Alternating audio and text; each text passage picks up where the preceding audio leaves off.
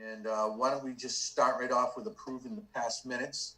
Has everyone had a chance to look at the minutes and go through them? Amy sent those out last week. Anybody have any questions or comments in them? I did not. I guess with that being said, just one question. There was no meeting for August. Is that correct, Ashley? Is that why we don't have minutes from August? I think so. August feels like a really long time ago. July, September.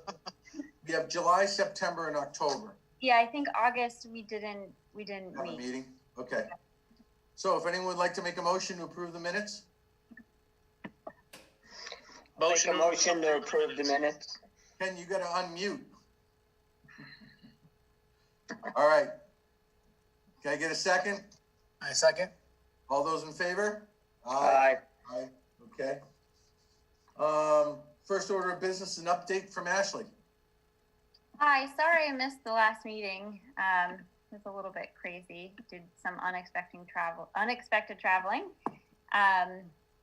So in case you're not aware, there's a 300 unit 40B project that's been kind of all consuming of my time lately. And so I'm trying to get to other things, but I think I spent 6 hours alone on that project today. So anyways, so Small Business Saturday is coming up, and we're hoping we got approval to close Elm Street, the Elm connection. With the new governor's regulations, it kind of makes it difficult with the number of people we can have in the common at any one time. So I'm trying to brainstorm creative ways that we can engage people in with the small businesses. So whether or not we could do like a bingo or some sort of scavenger hunt, something that doesn't involve getting big groups of people together. So that's in my mind, and I'm trying to work through it. So if any of you guys have any ideas or want to kind of help me with that, that would be great. As of now, we do have approval to close the street. I did purchase like AstroTurf that we can roll out. They're like rugs, and we do have tables, and we have different things that we can put into the street to make it a nice area to sit in.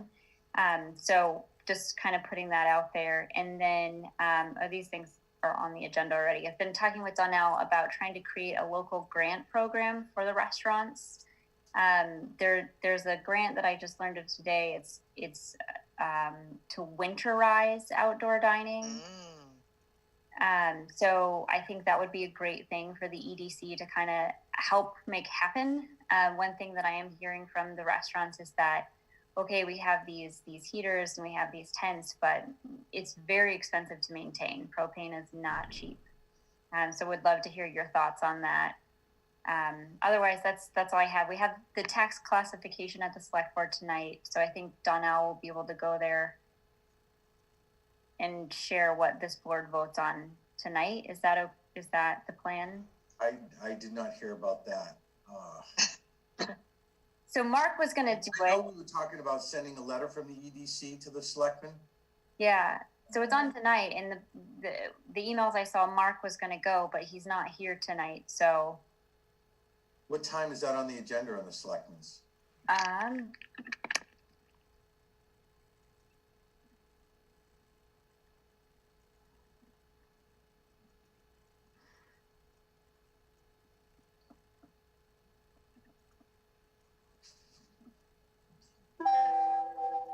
it's on early, I might be able to get there, but I'm supposed to be in Providence this tonight. I gotta pick up my daughter.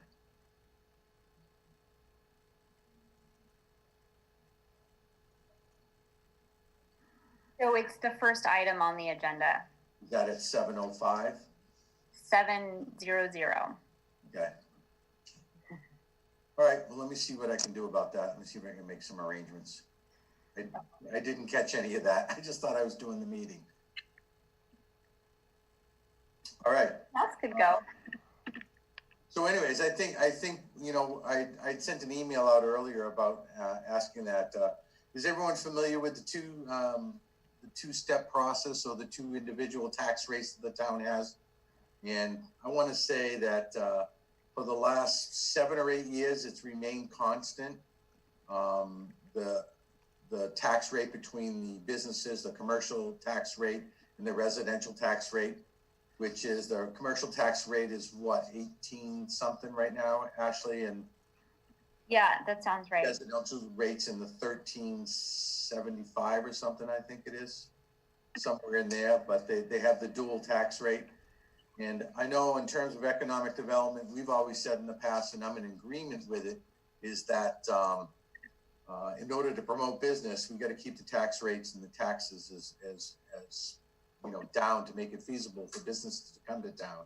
And I think as economic development that we should encourage the tax rate to stay the same so that we don't increase or burden the businesses that are already in town. And as a lot of people already know, we already do have a small amount of business in commercial land in town, which already from the start makes it hard to increase or make a better commercial tax base. So I don't know, did you have a chance to put together a letter, Ashley, to send to selectmen? I did not. I have the one from, or I don't have it because I'm not at the office. From Are last you attending that meeting tonight? I will be, yeah. And did Mark say he wasn't making that one or just not making this meeting? He just emailed me and said, what did he say?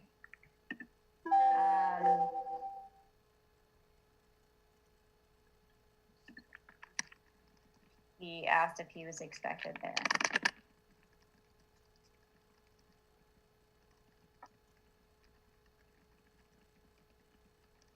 So I guess either which way, the EDC should probably take a vote on it so that whoever goes to the meeting tonight can at least portray to the selectmen that the EDC has made a motion to keep the tax rate the same as the previous year in order to promote businesses in the town of Walpole. Is anyone in agreement or disagreement with that? I agree. Right, but I think we're agreeing on the shift rate now, right? So the shift rate is that amount that's staying the same, that stayed the same the last 7 years. So I think. I believe that's what the motion is. They're going to, that the assessment is sending to the selectmen as the motion of what they want to do. Correct. I don't believe they're going in for an increase or just for the rate shift to remain the same.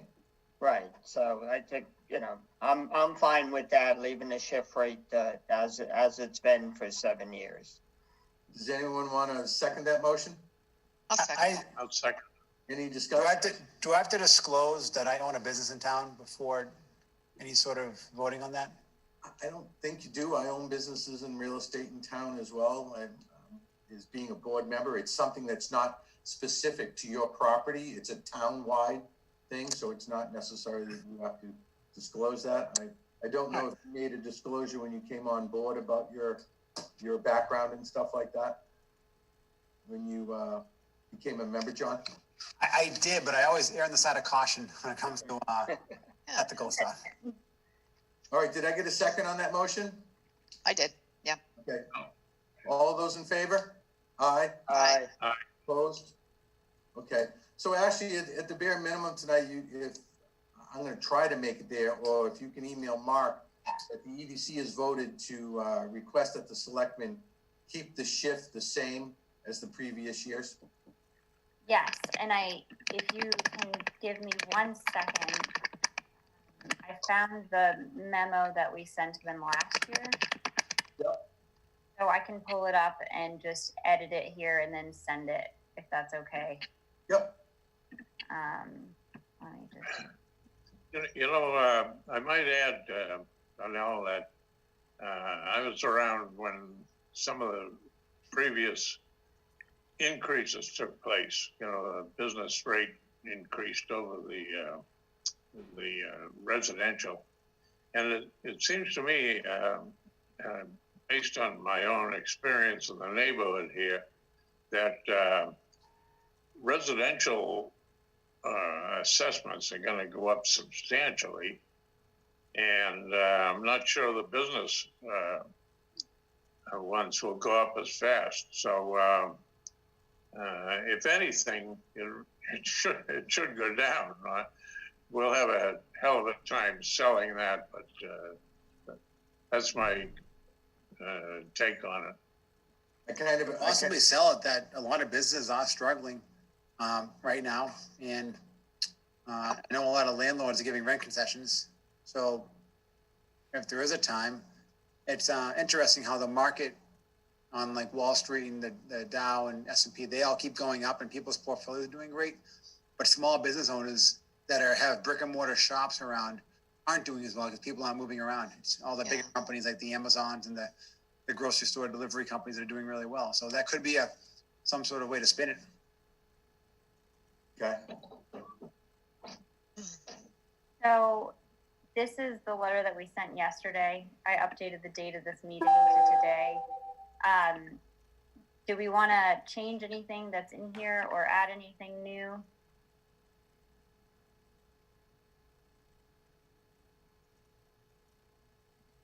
I don't believe so.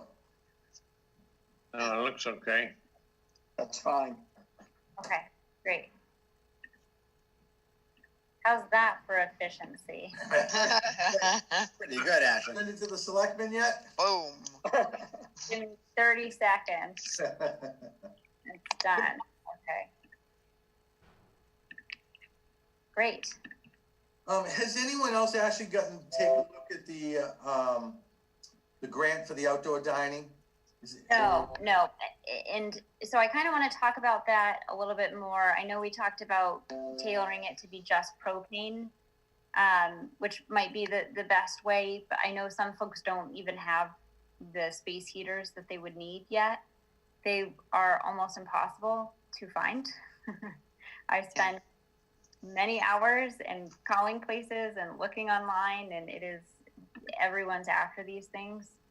And it's hard. So like, it's further complicated because they have different fire ratings. And so there's like different standards and different qualities. And so like every model that I would find, I'm running it by the fire department to make sure that it would comply with whatever they need. And then there's this question of like, is it going to be near a structure? Is it going to be near a tent? And what is it rated for? And it's just like, and some folks don't even have those yet.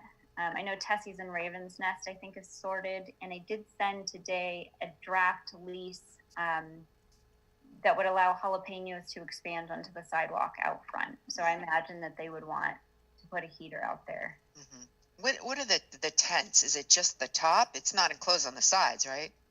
Some are, some aren't. And so the tents have different ratings as well. Some are made out of petroleum. So those ones particularly are concerning. Yeah. You know, let me send this. Is it the one with the closed side? Isn't that the same thing as eating inside? That's what I was thinking. Like, why it's not outside then? What's with no fresh air? Where's this? So if you have to follow the guidelines for indoor dining if all of the sides are up. I think if there's one or more side that's down, it's considered outdoors. And what are those differences, Ashley? They still have to follow the 6 foot between table rule. Still have to follow the amount of people. What's the difference in that point? I think, I'm not sure. They change so often, and they change often. So like any question that comes up, I refer to our health director, and she's really good about getting an answer back to me because there's so many nuances and like new versions keep coming out. So anything that comes up, I like reach out to her and like, hey Melissa, like sorry about another question on this, but like, so like we've been working with Crisp to get their outdoor, they've got like a patio thing going in their tent. So Melissa's been working closely with them. Yeah, it's complicated. I feel like I'm living in a constant riddle. Like, I don't know how else to describe it. But yes, so the grant program basically we're seeking donations from businesses that would like to support this grant program. And basically it would be a Walpole run program. So we would get to define exactly what those parameters would be. So like, for example, we got a grant for micro businesses, which was a federal grant through CDBG. and it is super complicated to administer. We have a consultant who's doing all of the outreach and the checking and the monitoring, and it's just like incredibly technical. And then there was another grant that is like very complicated, but if we do our own Walpole grant, I spoke with our director of accounting, and she said that we can define exactly what that looks like. So we can say, okay, you're a restaurant of this size, you are or aren't associated with a franchise or a chain, you have been in business for at least 12 months or whatever number of months, and we get to say, like, this grant money is to go for subsidizing the cost of your propane or your outdoor heating. Mm-hmm. And then to verify, we can ask for receipts and or an affidavit that just says, yes, I use these funds for this purpose, and then done with it. It's just makes it easy. Hey, Ashley, from a budget perspective, obviously the budget just got approved. How does that local grant work out of, is that from ready cash or whatever? How's that work? Yeah, that's a good question. So basically what would happen is we're looking for donations. So businesses who are willing to, donate to this grant, the select board would then need to accept the gift. And then it would go into a special account that we would set up for this. So, and that's another point I wanted to make is we would be able to get the money out really quickly to folks if we do our own local grant program, which is really what I think is needed. Yeah. Actually, I'm all for that. I just think there's a couple things that we have to kind of work out in terms of bringing that program to fruition. And one of that is that, that's really going to depend upon how much donations we get, how good that program's going to be. And the only reason I was kind of saying just for propane and not necessarily for buying tents or for buying heaters and stuff like that is because I don't really know how much money we're going to get. And I don't want to give these restaurants the impression that we're going to have money to buy their heaters and to buy all this stuff and that they should run out and get it and expect reimbursement from us. Because I think it's going to be tough getting donations in on this. I mean, I did go to the Walpole Coop and talk to them and sat down about the program, and Joel Scholl said he'd be interested in helping out. But I kind of think that depends upon us, the EDC, and all the other people that are going to be able to go out and solicit money. And I think that's going to be tough, with COVID and everything going on and everybody's businesses and things like that. I think everybody's aware that restaurants are hurting. And I think everybody would probably give and chip into it, but I don't know how we as a group, as the committee, are going to be able to go out and outreach enough to make enough money to make that program work. Right. And I know in the beginning you were kind of, you were taking it off of a pilot program that you saw another community use, and they were mostly going after banks and not businesses. And I think it was probably a bigger town than where we're at. And they probably got more donations because they were just a bigger community than we are. But I just think that's something we need to discuss and to figure out and how we're going to do it and get the money and who's going to hit who and who should we target. And is there other organizations like Destination Downtown that want to help or work it through them? I don't know. Yeah, and there's a time factor as well. When you go to Joe, he has to probably go to his directors at the next meeting, and they might not be able to do anything in 2 or 3 weeks or a month. Anybody else have thoughts on it? Is there a goal budget to raise? Millions. Yeah. No, but I mean, actually, if you'd like to kind of go through with what Mark said to you about his costs. Yeah, let me find that. If you have 20 restaurants in town in need, they each need, $200 or $300. What the number is for propane? I mean, I don't know what the number is. I don't know what it costs to run. We were kind of going through and talking with Mark from Raven's Nest, and he was kind of giving us figures. And I want to say his propane was $200 a day. Wasn't it, Ashley, something like that? it was $1,400 a week. And that's just in one of the restaurants. And then you got Tessie's there. But I mean, if you take that and put that to how many restaurants do we have operating in town that would kind of fit the mold of being I don't know. I kind of think it should go to the local restaurants and not the big chains. It shouldn't be going up to, Applebee's. Right. So I think of like Clyde's.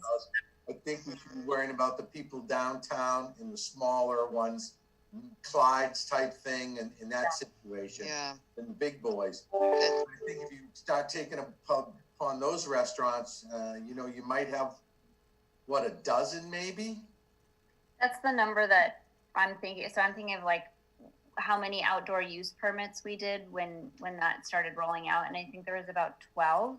Yep. So that's Jalapenos, Beacons, Conrad's, Raven's Nest, Tessie's, Crisp, Up in the Dell. Farmer in the Dell didn't do an outdoor use permit. They already had that seating. Yeah. I'm trying to remember that. Heroes. So kind of just to give a quick calc, that if you're using $200 a day in propane times 7 days, it's $1,400 times 12 restaurants, looking at $16,800 a month. That's a lot of money to raise. A lot of money. And a long winter. Yeah. And then multiply that by 4. For December, January, February. Yep. Into March, you're looking at 17. You're looking at $60,000, some odd $60,000.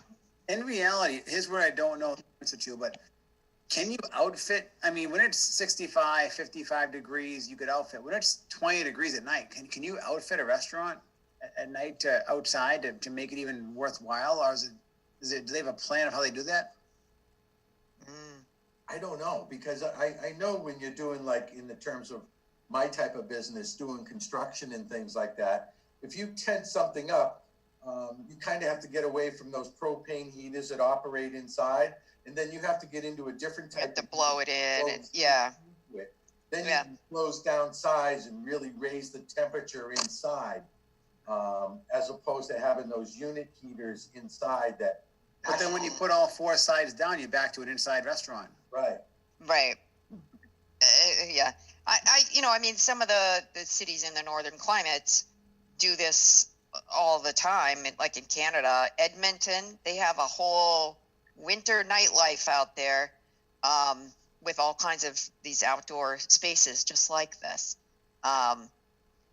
And I mean, they're going in knowing that this is their plan. They're not retrofitting stuff.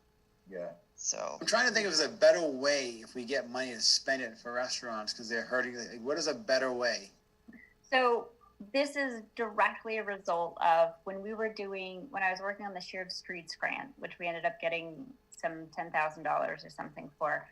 I was talking to these restaurants like, what do you need? What can we buy for you? And they were like, we just need propane. Like, we need money to buy propane. And with this grant, it didn't give me the flexibility to do that because there was no aid allowed. So this is directly in response to what the restaurant said. We need X.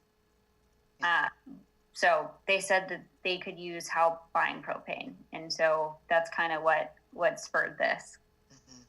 Well, they know better than us. I mean, I don't want to restaurant. Right, exactly. Yeah. So then. So I can find a way. Then let's raise some money to get them some propane. It's a lot of money, but we could try our best. So this is what Maura put together for me, just kind of outlining basically 1 month. So from October to November, about 1 month, it's about $6,000. For every restaurant. And this is, I mean, that's for 6 space heaters, so. I'm sorry, 6 space heaters for one restaurant for 1 week? No, say that again. This is for how much? Sorry. So each of these represents, my dog's barking,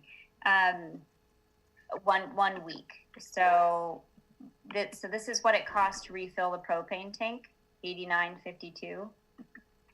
and this is how many units, so that's the weekly cost. So for a month, it's about $6,000. But I think, you know, even if we could raise $1,000 for each restaurant, that's not nothing, you know. No, it isn't, but I don't know, I'm just trying to think reality-wise, how much money we can raise for this. And Yeah. I think 12,000 a month's an awful big number to try to raise. I just think it is. Ashley, I have a question. When it comes to this propane, are these restaurants buying it on their own through different vendors, or have they tried to band together and work with one vendor and maybe get better pricing if you've got 12 restaurants all buying from the same facility? I don't know. I've not heard of any group rate or anything that they've been doing. But is that a thing? I have no idea. I'm just thinking volume. Well, And let's talk about it. An idea, because if we can get a vendor to participate in the program and maybe give discounted propane, Right. you know, might be an avenue to help them as well might help us not having to raise as much fund.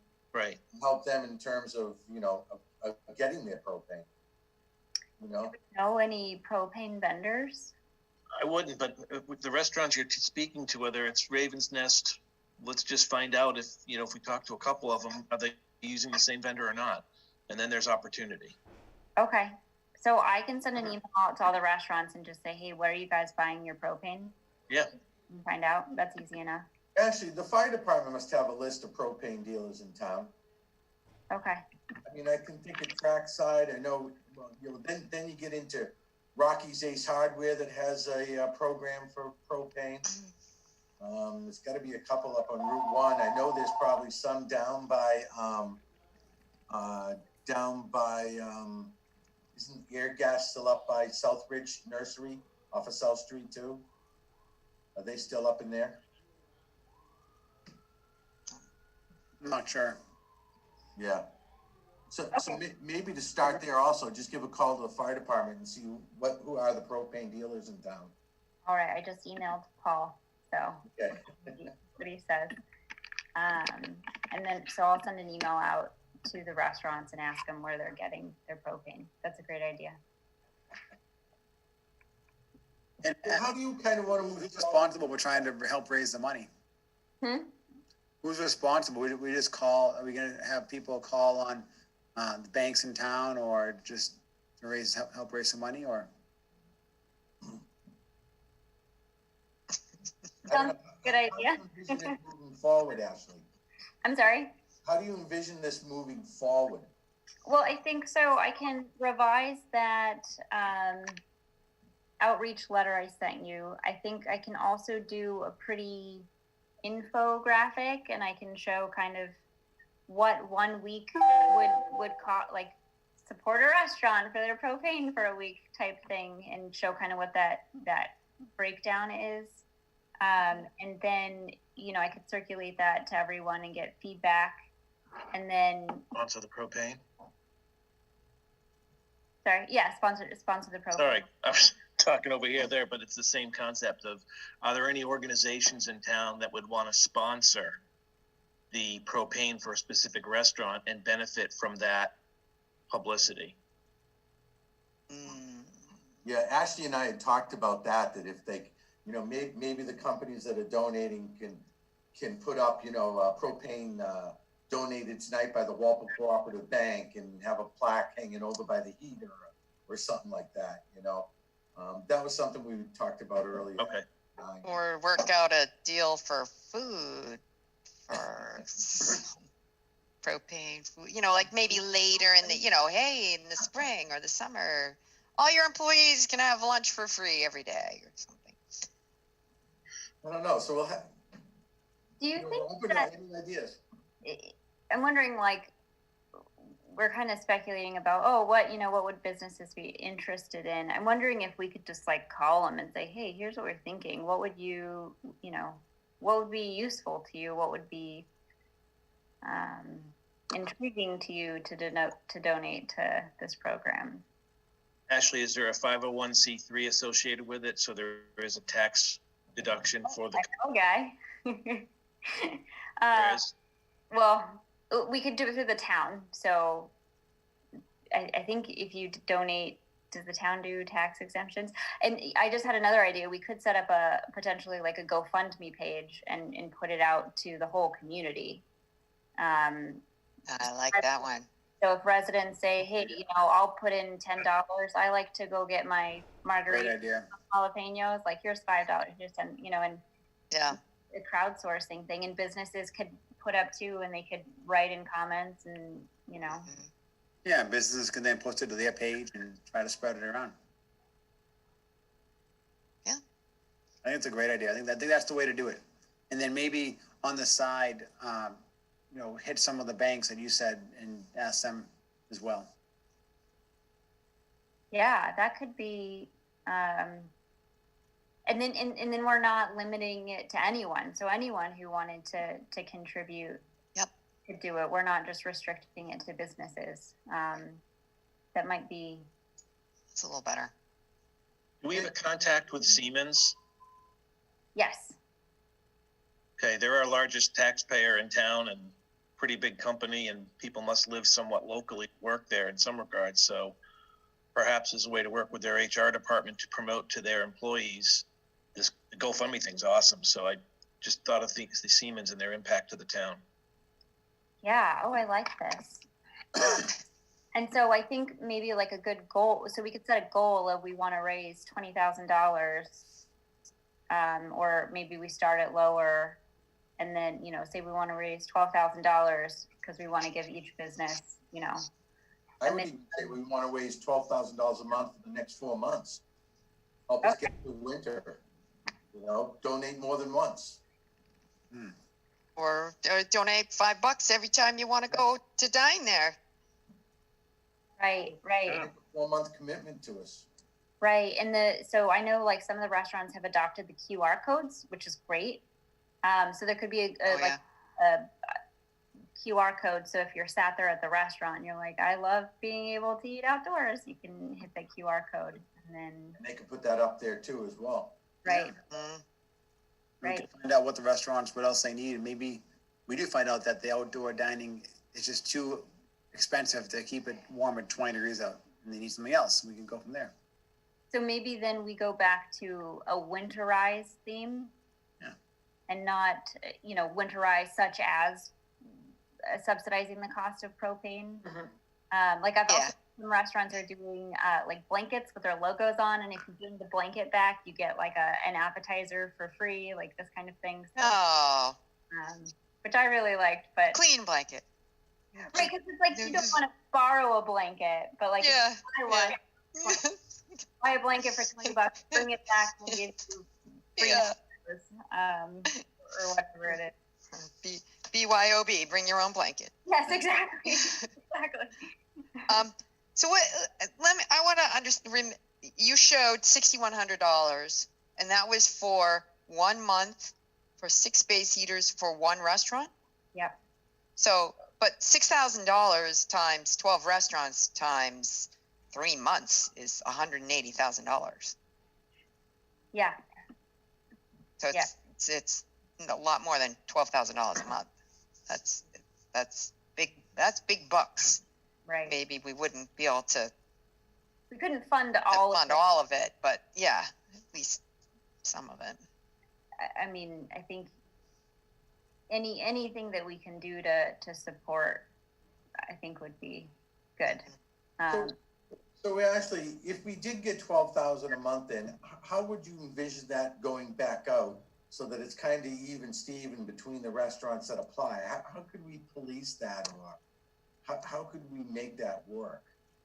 Yeah, I think that's just basic grant monitoring. So you would write out kind of what your standards are, and you could do so like we did for the micro business grant. There was a peer. So once we were approved for the grant, there was a maximum ask, and we could shape it, we could program it however was appropriate. But basically, you would say, okay, we're going to have a a 3-day window where applications are open. This is where you can get the application and have everyone submit their applications. And then you could do basically a lottery and pull out from there. And, or you could say, we want to make sure every business gets some amount of money. We want every business to get some amount. And then you would divide it by whoever applies in a certain window. Or maybe also based on the number of seats they have outside. You know, if somebody has 4 seats outside, I mean, like Jalapenos right now has just like a couple of little seats at the moment, but right. You know, and others have more. So they obviously need less space heaters because it's smaller, less fuel. Yeah. Well, I think that would be definitely the way to go, that it open up the grant, and then if we have 10,000 and 7 restaurants come in, divide it by the 7 restaurants into the 10,000, and that's the maximum reimbursement they can get per, and then take the next month and see where we stand at the end of the next month and how much money we raised, and do the same thing again. So retroactive, like after they pay, they get reimbursed basically. Right. Right. And with the GoFundMe, if we leave it open and say we are collecting donations to support the winterization of Walpole restaurants that are not franchise, you know, we can spell out who exactly we're focusing on here. Yeah. So like not Apple, you know, the local guys and gals, and say, so, but not, we don't need to be prescriptive in the GoFundMe thing. I don't think so. No. Once we get a sense of what, so say we put it out there for 2 weeks and see how much we've raised, we can kind of circle back and say, okay, you know, we've gotten $1,200. What do we do with that? Or if, hey, we have $12,000, we could decide that later. I don't think we need to have all of that sorted now. I don't think we can have that all dialed now. Mm-hmm. But we can be clear about the mission and about who the money would go to. And yeah. Okay. Go forward. How do you want to move forward with this now, Ashley? What do you want to do? So what's the best way to do that?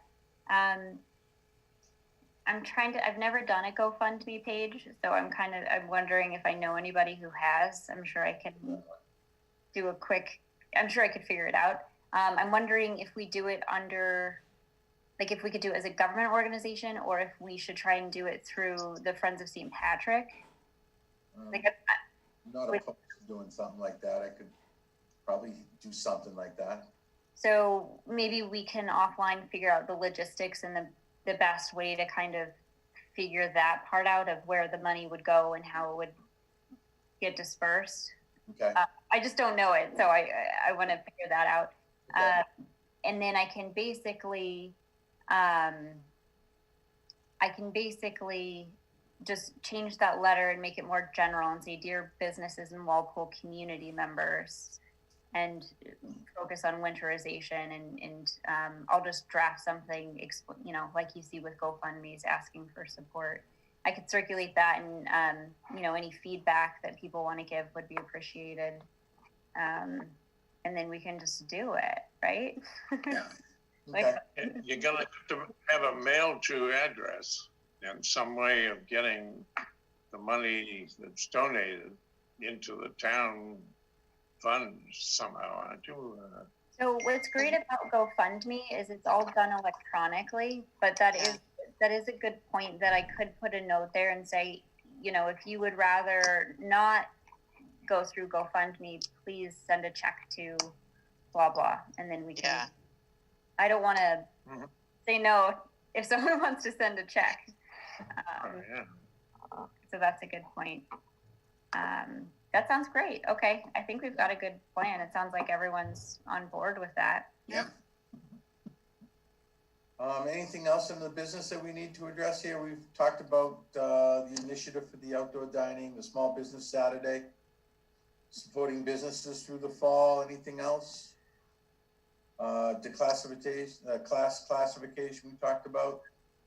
Any other new projects happening in town, Ashley, that we should be aware of, or developments and stuff?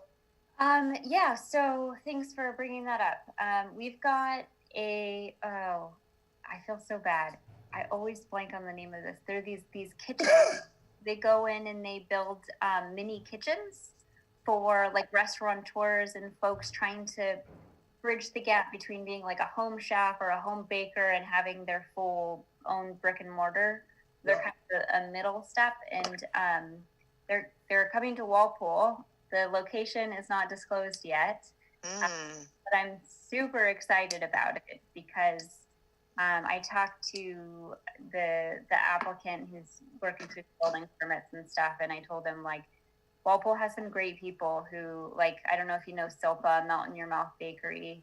She's excellent. She's also just like really nice person. She was giving out free cupcakes for birthdays during COVID when everyone was on lockdown.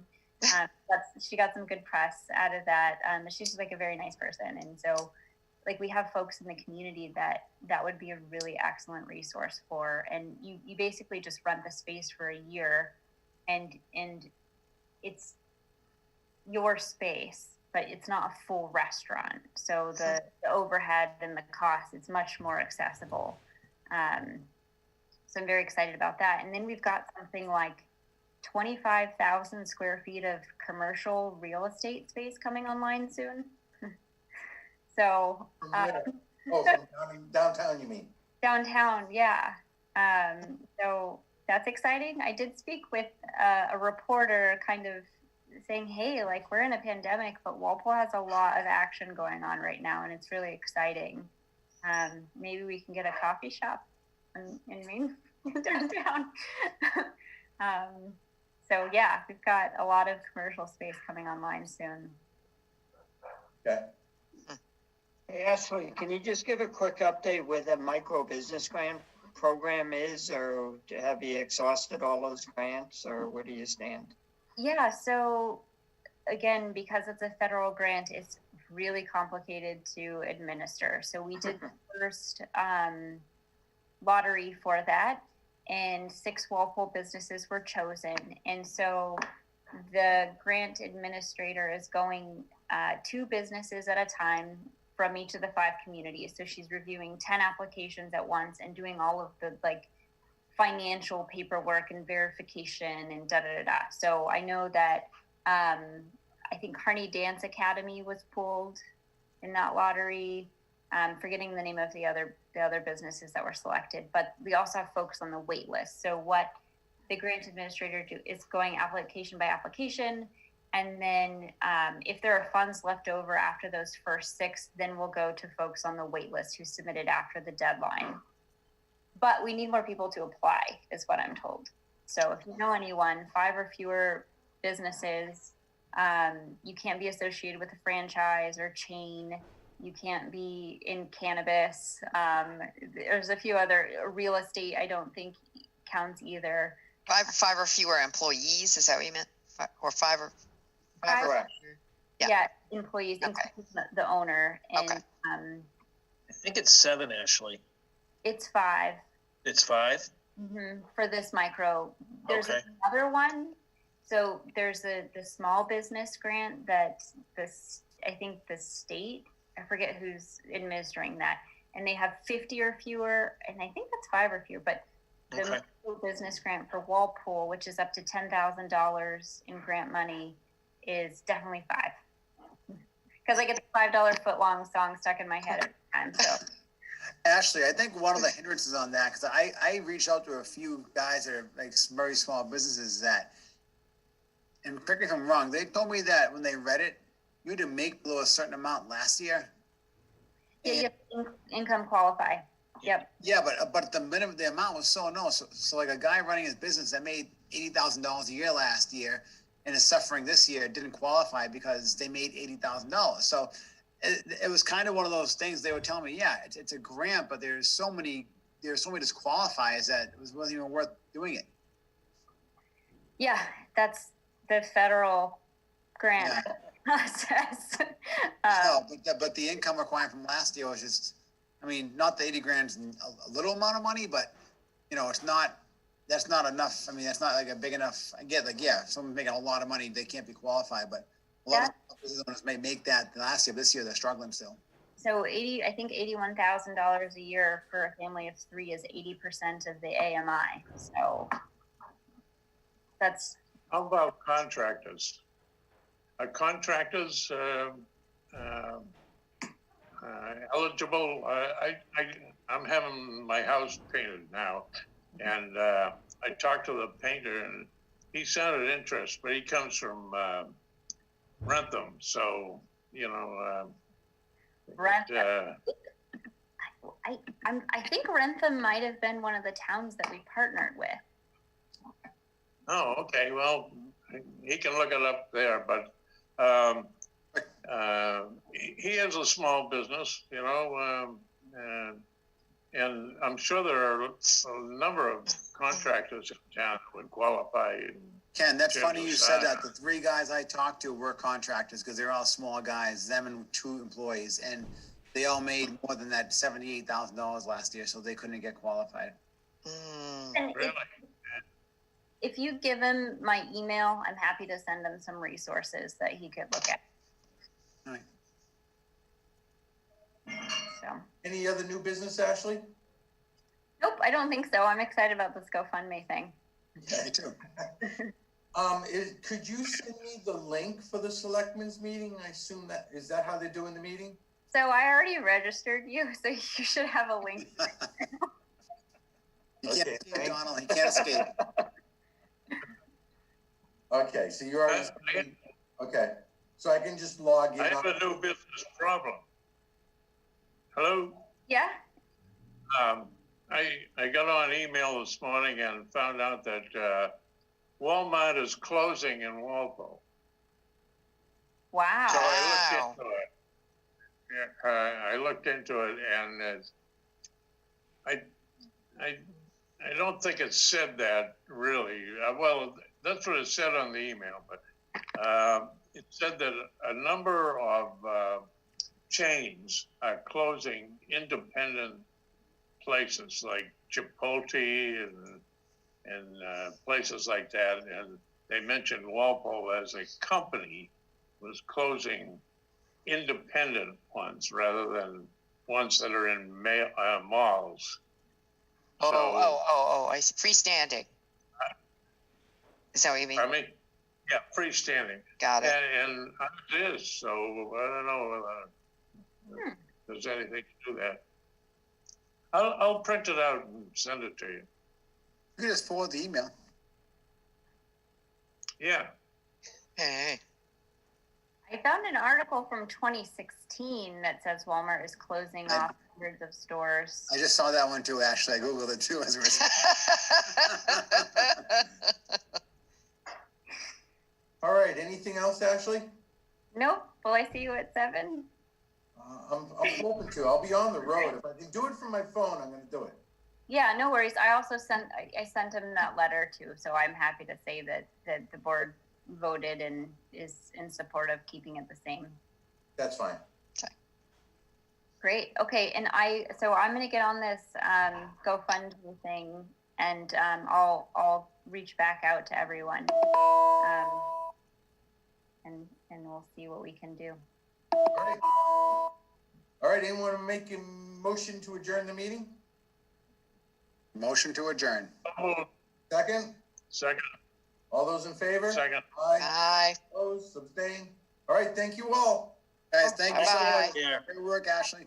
Take care. Thank you, Meg. Take care. And everyone else. Bye-bye.